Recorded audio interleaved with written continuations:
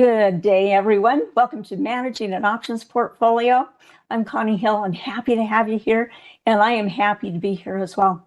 You know, what a day, or what a difference just one economic report can make on what's happening in our portfolios.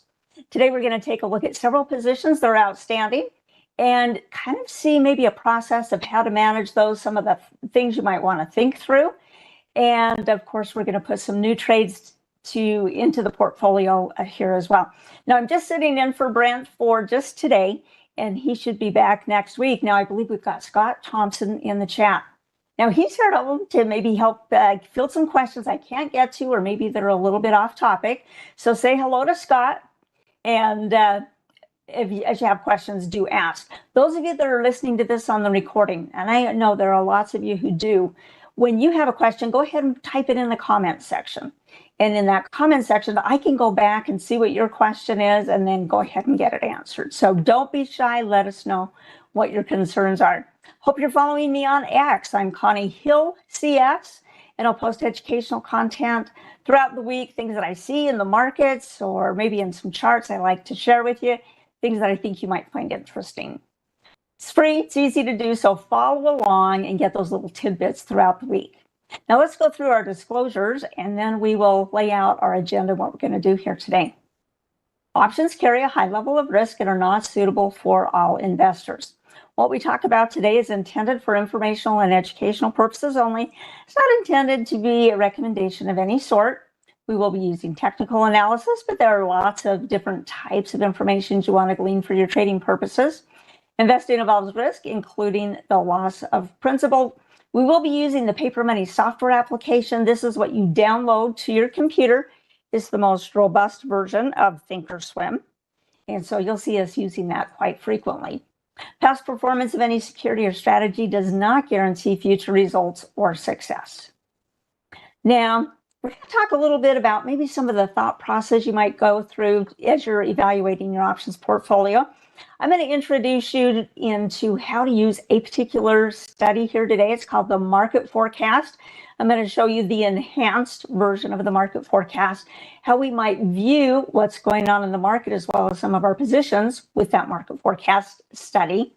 Of course, we're going to be looking at a lot of different examples and seeing what is going on in the market overall, because that frames essentially what we're thinking about and how we're going to view the market depending on, hey, we get the top level picture, how might that filter down? Let's go over to my thinkorswim and let's get busy here.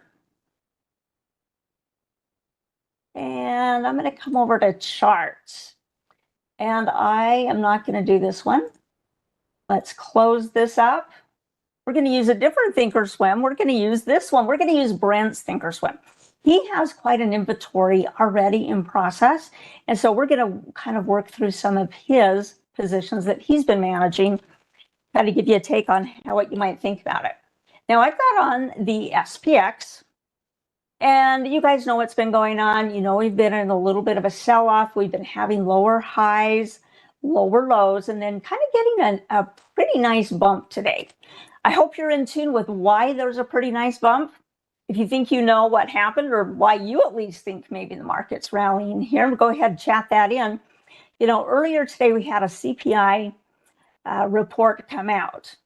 And what it revealed was probably something people were hoping might happen as far as market participants. They were hoping maybe it would show a little bit of inflation, because what they're looking for is for the Fed to lower interest rates, okay?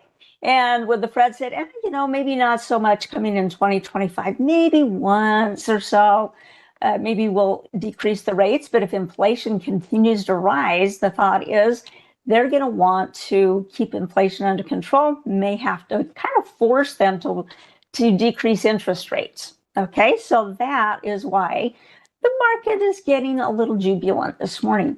Now, I want to introduce you to this market forecast. Each of you have a market forecast study on your thinkorswim. Okay, if you go into studies, and you kind of have to type most of it out here. So we'll type out market foe, and this is the one that everybody has in their thinkorswim, although it's proprietary to Schwab. Okay, as an exclusive indicator. This one that I'm going to introduce you to is enhanced. So I'm going to put both of them on here so that we can see them together, and then I'll get rid of the redundant one. Let me go ahead and apply this. And let me, for those of you that are here live, I'm going to share this script with you. Remember, the scripts are never guaranteed as to accuracy or timing, but they can do helpful little calculations for you or kind of add to what we might be looking at. So let me go to my chat here. I'm going to send it to those of you that are here live. And I'm just going to call it MF Enhanced. Okay. You can label it however you want. Remember, with that script, as you bring it over, you can copy, or those of you that are listening to this on the recording, you might want to just pause things here. Take a look at this formula, setup, open shared item, go ahead and populate it in here, hit preview, and then import it. If you want to name it something else, you can change the name here as well. Now, I want you to see what the difference is between these two studies. The generic one is here on the bottom, and we see we've got a green, a red, and a blue line. Awesome. On the one above, we have a red, a green, and a blue line, which will explain what they mean and how to use them. But it gives us a little bit more information here. Tells us what the exact reading is today of each of those lines, the momentum, the near term, and the intermediate term. And it gives us an idea, is it going up or is it going down? Because it says rising here. So it does some interpretation for us, so we can kind of just glance at it. And then the other thing that's really nice is that it creates what we call an overbought region, which is 80 and above and kind of shadowed here in red, and an oversold area, which is down on the bottom, and it's this green, and it's 20 or below.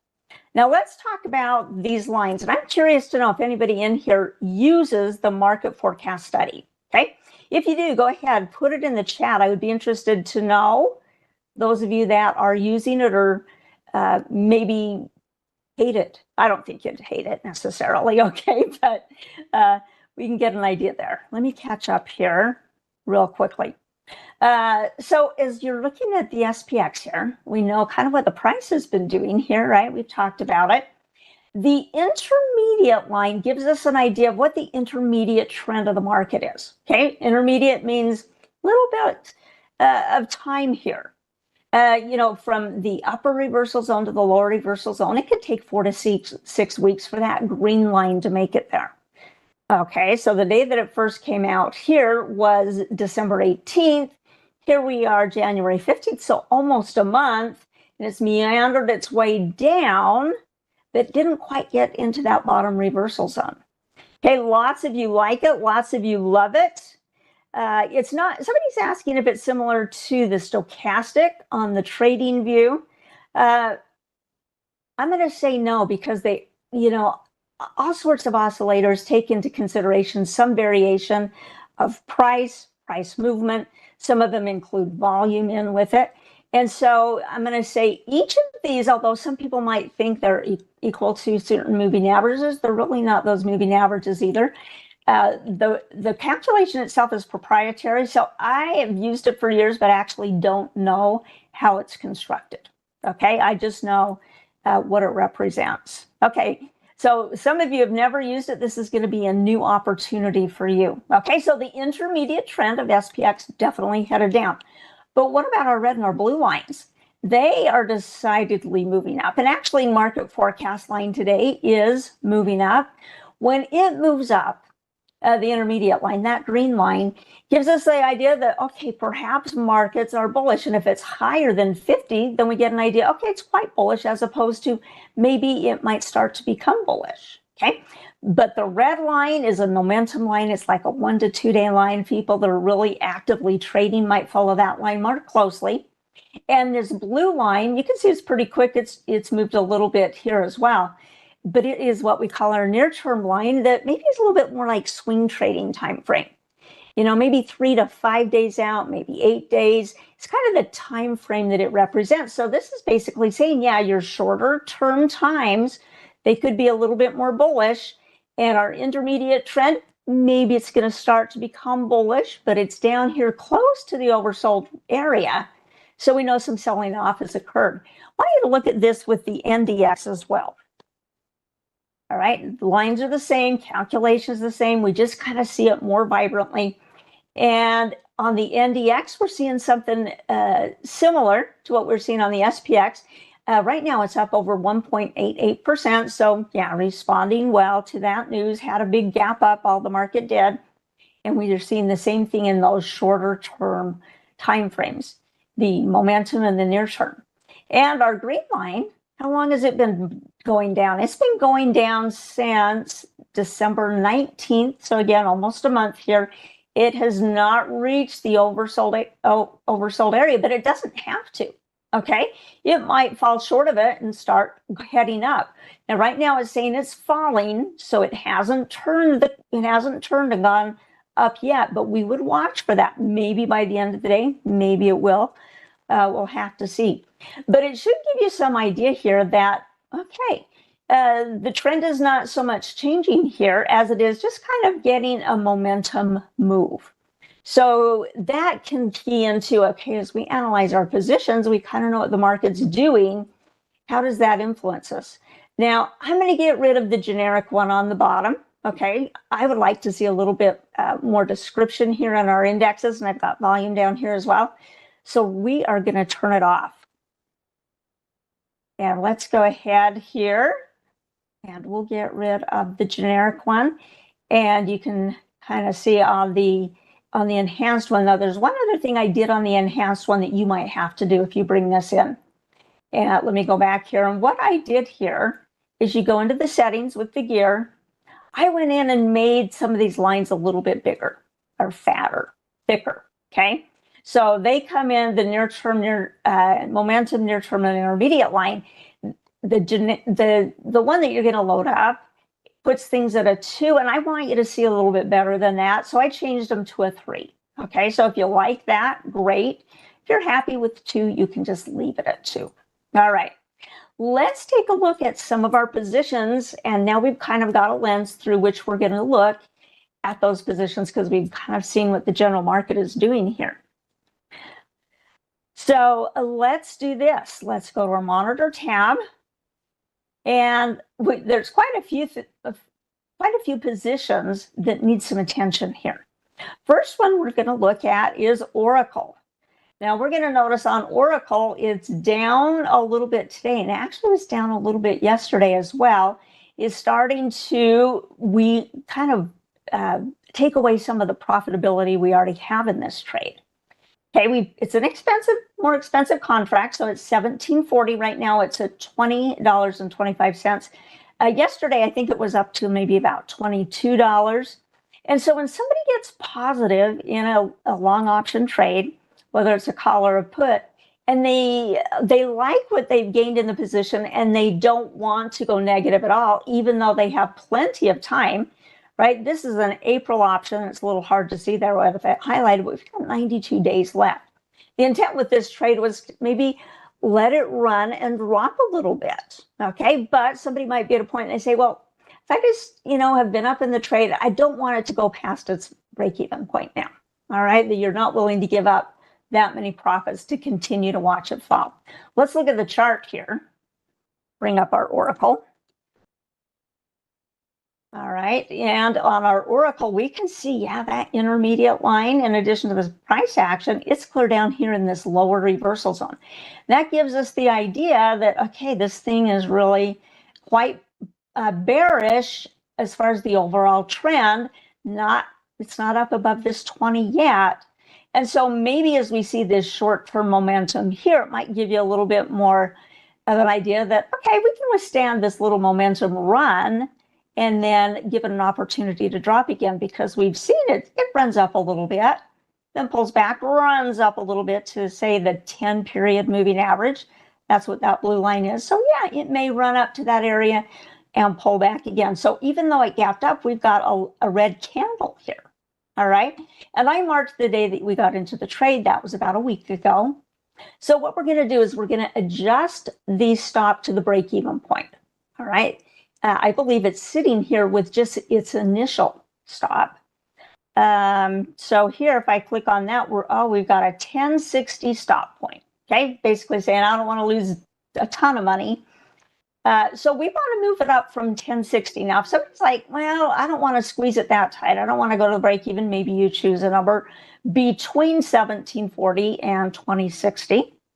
For purposes of our class for today, we're going to raise this to a break-even point. Okay, give it that little bit of room to continue to move up. But if it continues and starts putting us in a negative position, then maybe that momentum is generating to some intermediate trend reversal.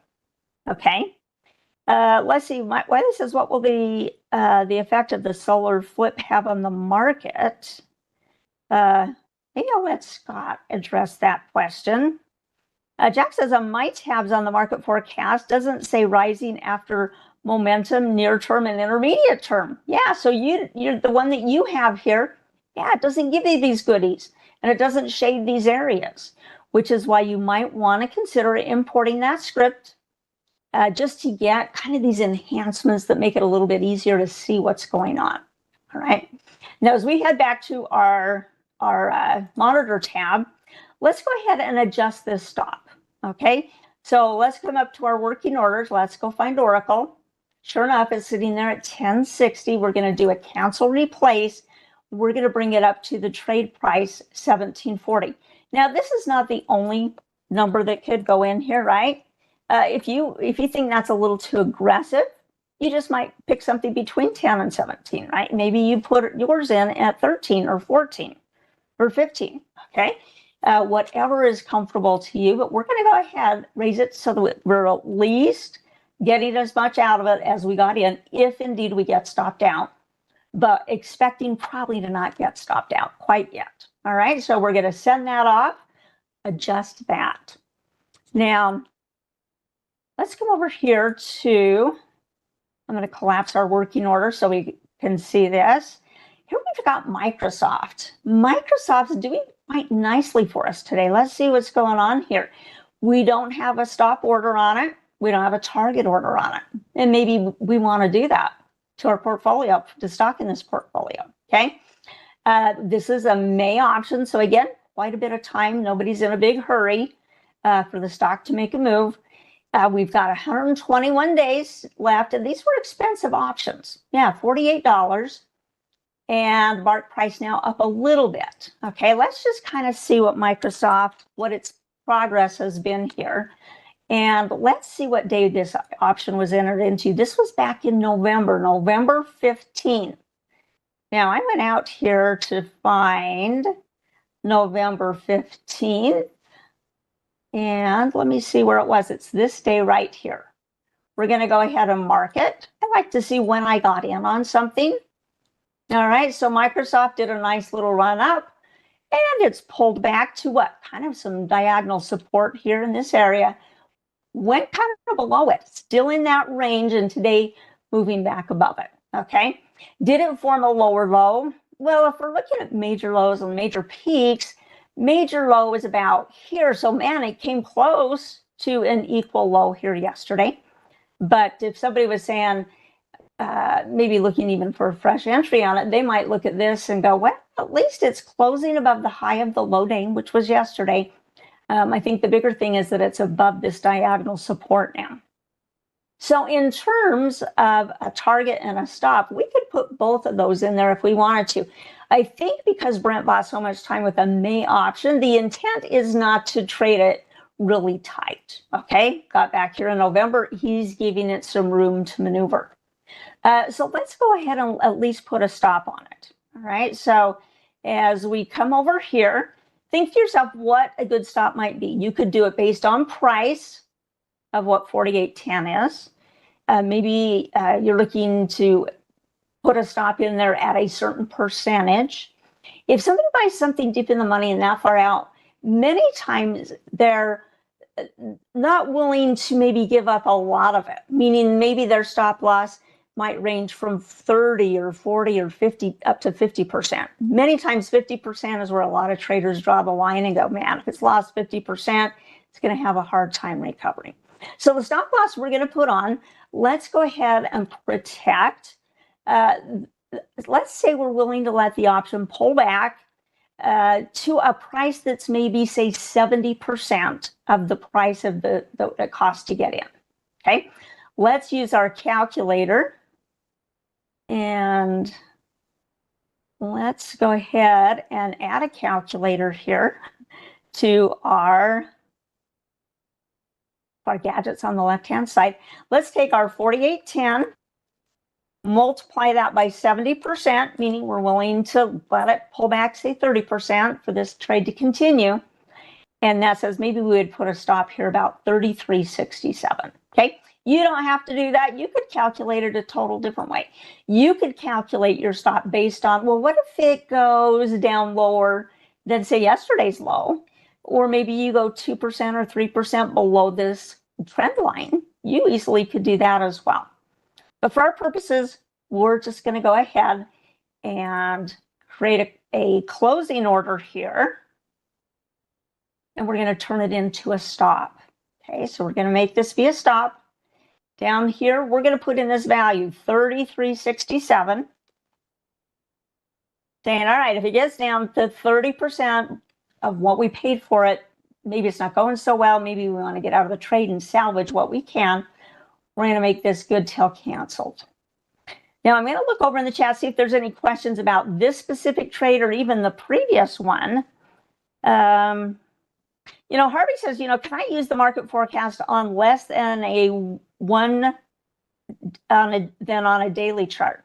And so I think you're thinking, you know, could I use it in a bigger time frame? Could I use it in a smaller time frame? Let's submit our stop loss here. Remember, when it triggers, if it gets that low, it'll trigger a market order. We don't know what the market price would be at that point. We just know we've said exit the trade, right? Just fill us at whatever the going rate is at that point. If we go back to our chart here and entertain this idea of could we use multiple time frames, the answer is yes. Any study you can do that with, and any technical analysis you can apply to different periods.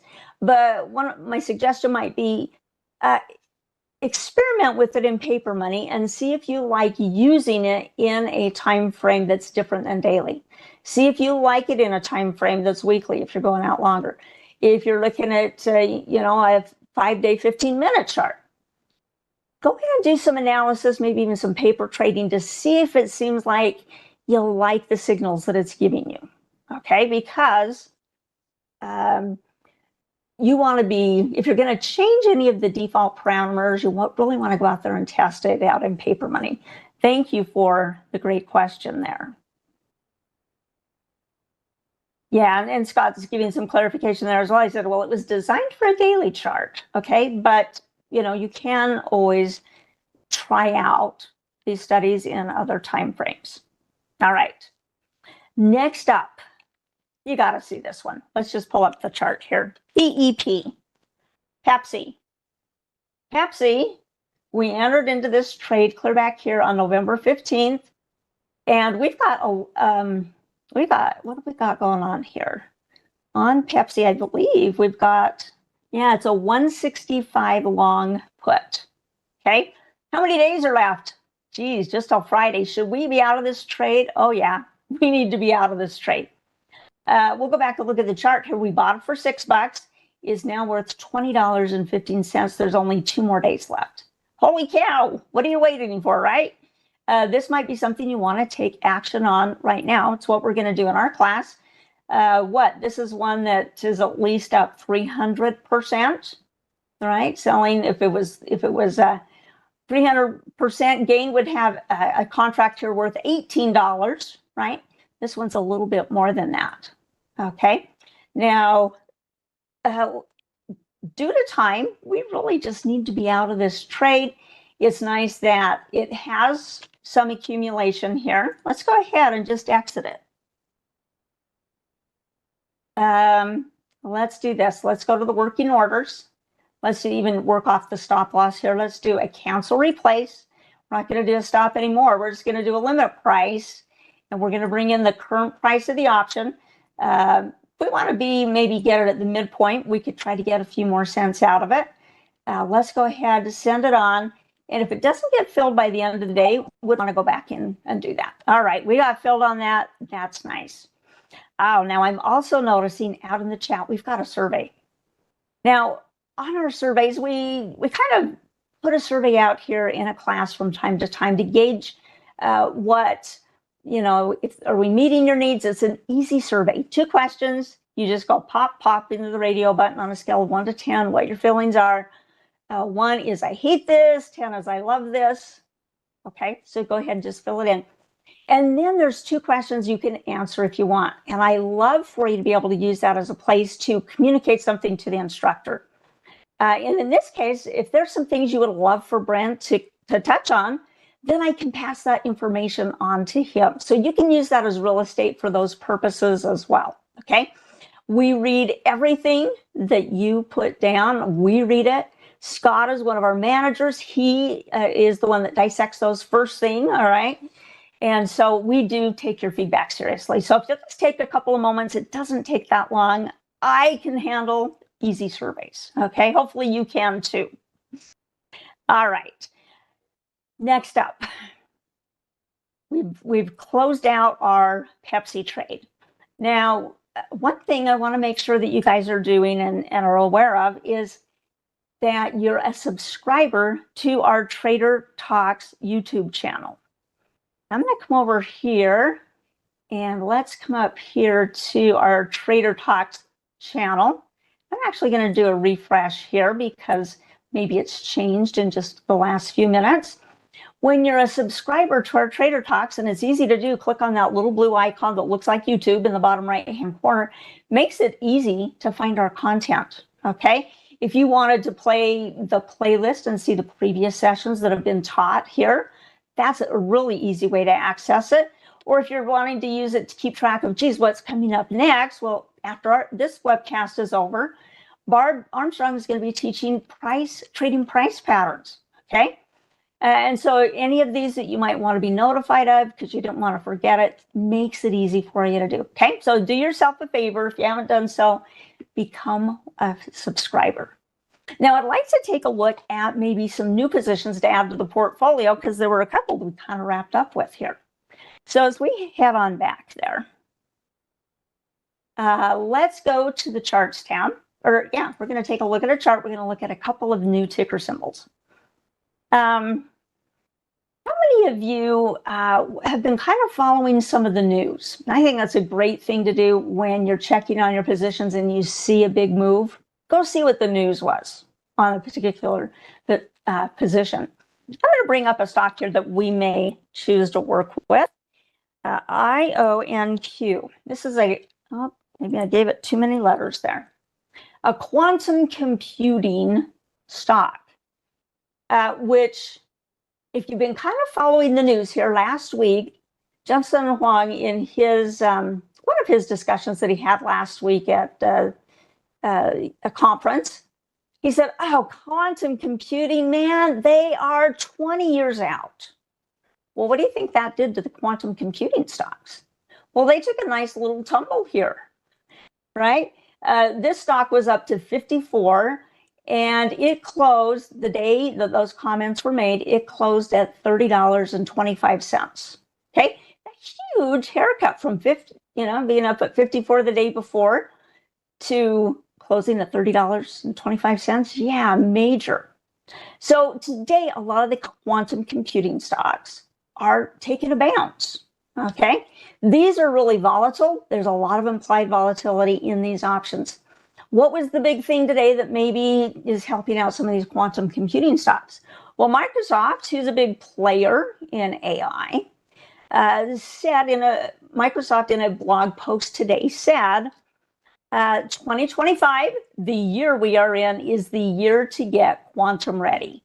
Okay, basically they were saying, now's the time to get ready for it. Now's the time to put the infrastructure in place. Now is the time for some of those stocks. Okay, so a lot of them are seeing a bounce in the market today. So look at this one. It dropped down to this support level here around 28 or so. It formed an equal low back here, but it didn't form a lower low. If it had crashed down below that support level there, yeah, it would have a lower low, and we might not be as optimistic. Okay, well, today it looks like it's closing above, well, at least it's moved above. We're not near closing yet, but it's moved above our 10 exponential and our 30-day simple moving averages, okay? And price-wise, oh man, it is climbing price-wise a ton more than it was when I just started looking at this for our example trade. But let's take a look here. Current price of the stock's at almost $39. If we come over to the trade tab and we look at implied volatility priced into these options, which is say that they're pretty high or maybe average, they're very high. Okay. The ones that are priced in here because of the volatility the stock has seen. And so market makers, yeah, they're going to price in a lot of volatility into the price of the option. Well, when we see volatility it's high like this, one of the things that some traders might think of is, well, let's sell some premium. If it's going to be so juicy and so yummy, let's go sell some. All right. Now, I checked in the weeklies. This does have weeklies, but there's not a ton of open interest in the weeklies. So we're going to just use the monthlies. Many times people selling premium like to sell between 20 to 40 days worth of time. Sometimes we have to go a little further than that. Right now, it's kind of in that sweet spot at 37 days. And we've got quite a bit of open interest here. All right. Look at this. This is in the thousands. You're not the first person that's thinking about doing something with these options. Okay. So let's use our delta as a guide. And on this particular one, I was looking at, let's maybe look at a couple. My initial thought was we were going to sell the 35. But at the time I was looking at it, it was at about a 25 delta. Okay. It's a 32 delta now because the stock has climbed. But look at this. If we sold this 35 contract, it's got about $4.55 of premium, and maybe we could get it filled a little higher. You only want to sell puts on stocks that you wouldn't mind owning. Okay, this is a real volatile stock. You'd have to feel good about owning it if you wanted to do a short put. Some people might be a lot more comfortable doing a short put vertical with it, right? And making sure that they're containing the risk. In that case, you'd do like sell the 35, buy the 30 as the hedge leg. In what we're doing today, because it's a $39 stock, meaning relatively low compared to some stocks that are trading in the hundreds, if we were to sell this and bring in, say, 415, we'll just kind of keep that number there. If the stock were put to us at $35, what would be our net debit? Okay, it's saying that we collected $4.50 in premium. Yeah, we'd be saying, gee, our net debit in that case, that kind of lowers it down to what? $30.50. Well, where's the stock right now? Well, it's up here at 39. Okay. So this would be a really healthy return. And the probability of it expiring out of the money at this point, because the stock is so volatile, is only about 51%. Let's look at the 30. Even though I wasn't eyeing it initially, let's look at the 30, just because the stock has risen so much. And if we come over here and look at the charts and say, well, where is 30? 30 is a little bit above where our support line is here. 35 goes well into the body of the candle of where it was trading today. Okay, so somebody maybe more aggressive might look at the 35. Somebody that maybe isn't as aggressive might say, well, let's look at the 30. It's only got a 20 delta. It's got a 65% probability of expiring out of the money. What would our net cost, or I shouldn't say our net cost, but our net debit, what would our net debit be here? Our net debit would be the 30 strike price less the premium. So then we're looking down there at about what? $28.68. Is that right? Maybe 58 cents. Yeah. Okay. So definitely our net debit would be quite a bit smaller. So you only sell puts on stocks you wouldn't mind owning.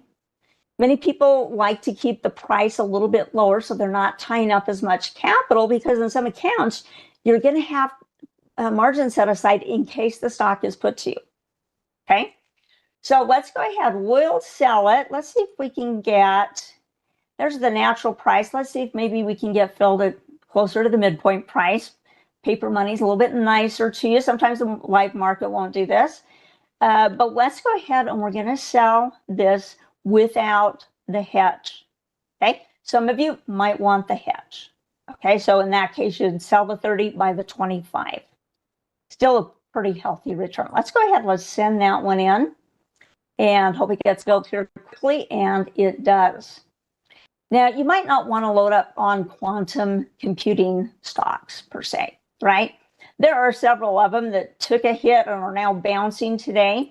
This one hadn't bounced as much, which is why I was initially looking at it. But, you know, say some news comes out negative on the stock, this, even just one of the stocks, it could impact the whole industry of the quantum computing stocks. Okay.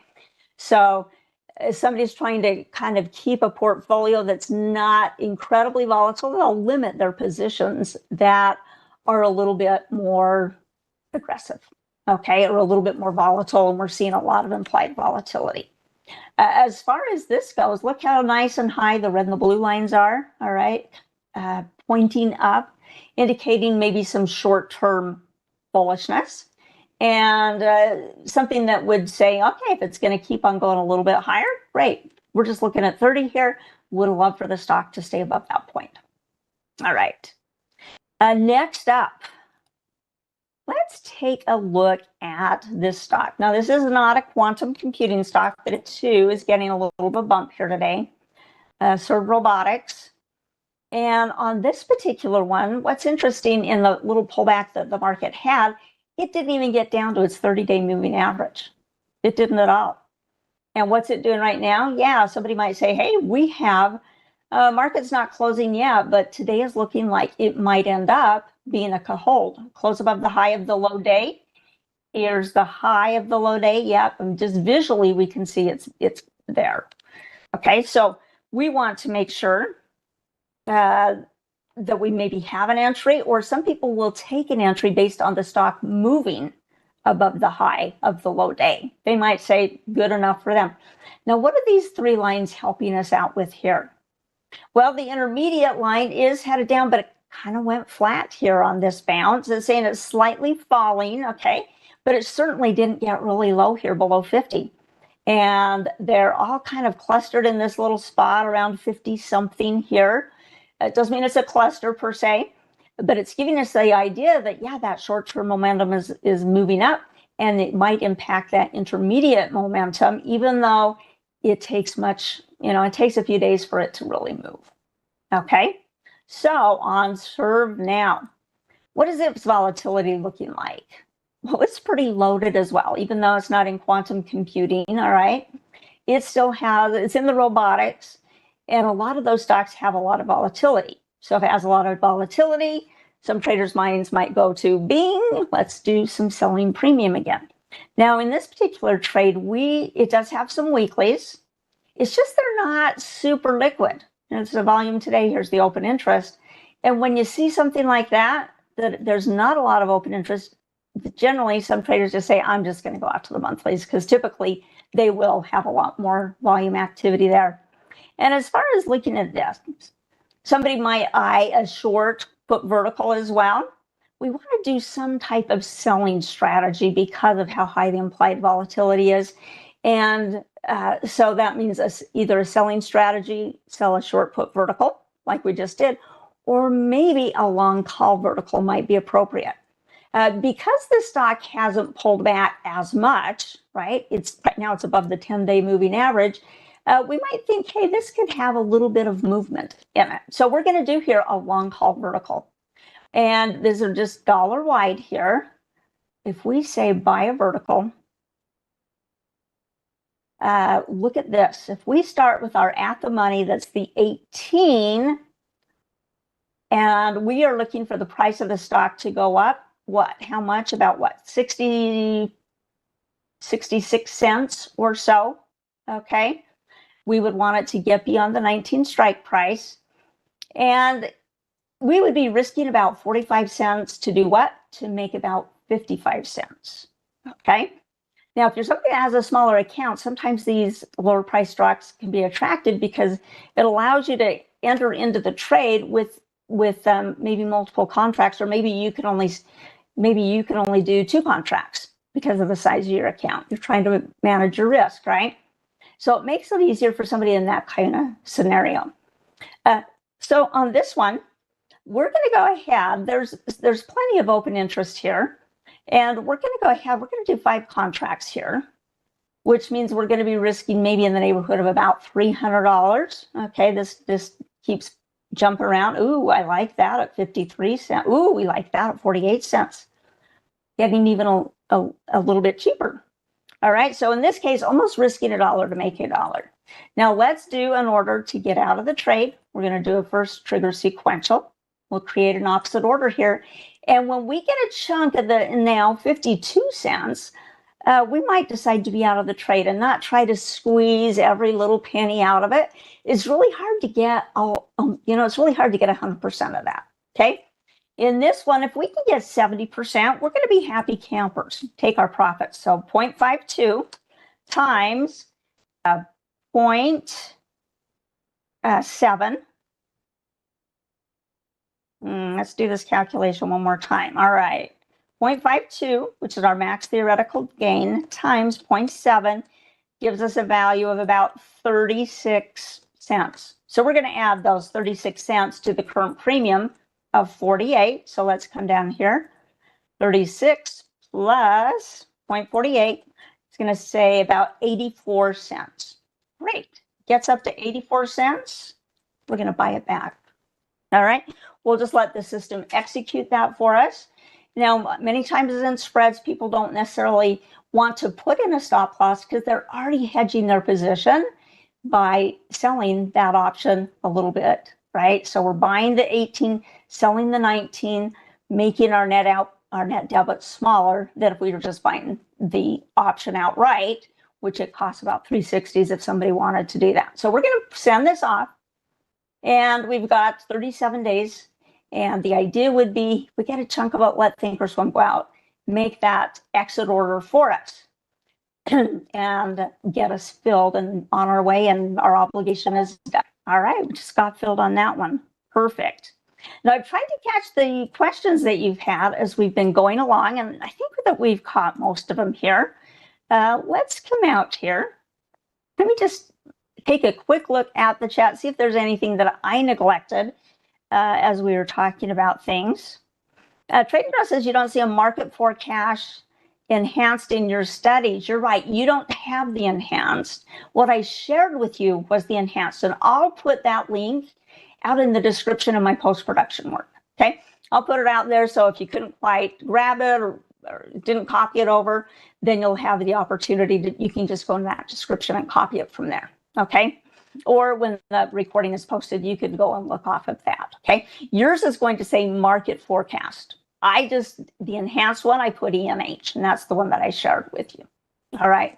Now, as you're managing your options for portfolio, one of the key things, I introduced you to the market forecast tool so that you could use that as a study to help guide you as far as what you think the market is doing, and reading kind of those short-term lines and our intermediate line. So I'm going to encourage you to add that to your charts and check it out. See if you as you do some example trades in your paper money, see if it's something that helps you as well. Okay, that's going to be my encouragement for you today as far as managing your portfolio.